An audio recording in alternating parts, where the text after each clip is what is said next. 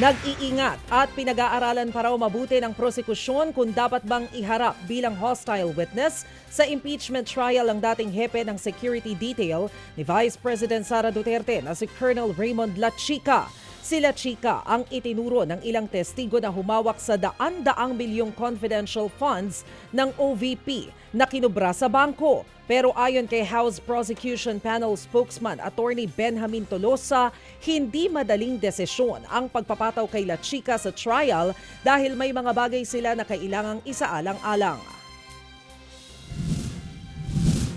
Po yun dun sa usapin ho ng kakayahan ng Manong Ted. In fact, yung kakayahan kasama dyan, yung when to know when to take risks or not. No? Okay. Of course, dapat measured yung actions natin, hindi tayo padalos-dalos. No?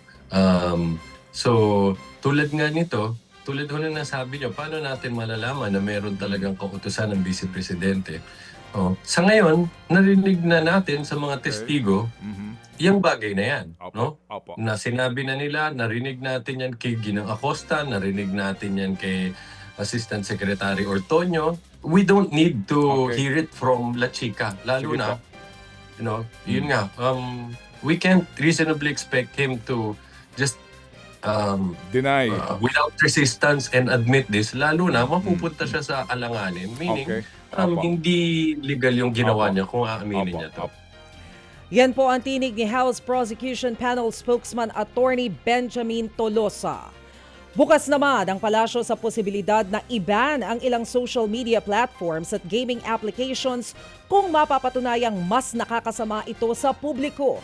Ayon kay Palace Press Officer Claire Castro, ang nagiging problema ay ang mabagal na pagtugon umano ng Facebook na mag-take down ng fake news o mga content na hindi dapat kumakalat online. Nais daw ng DICT at Cybercrime Investigation and Coordinating Center na magkaroon ng opisina ang naturang platform sa bansa para mas mabilis ang koordinasyon.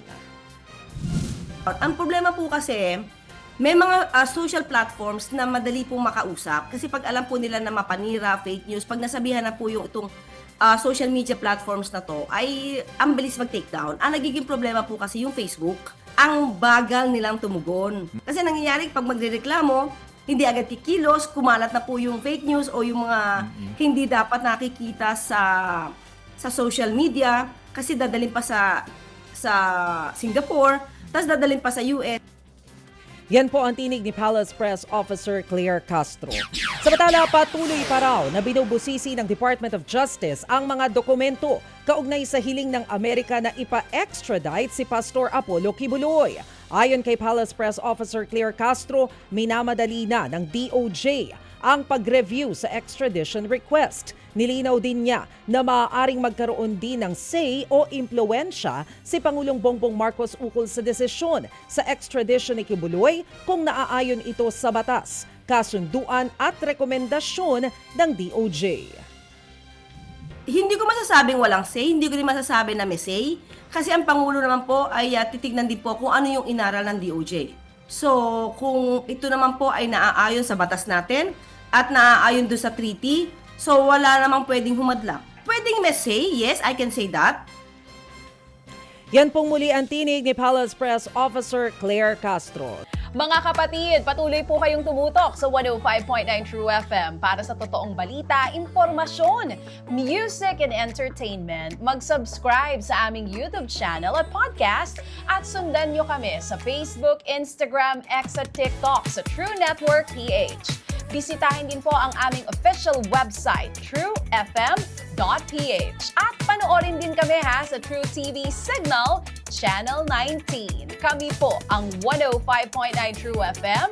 Laging true sa'yo, kapatid. Ito tayo sa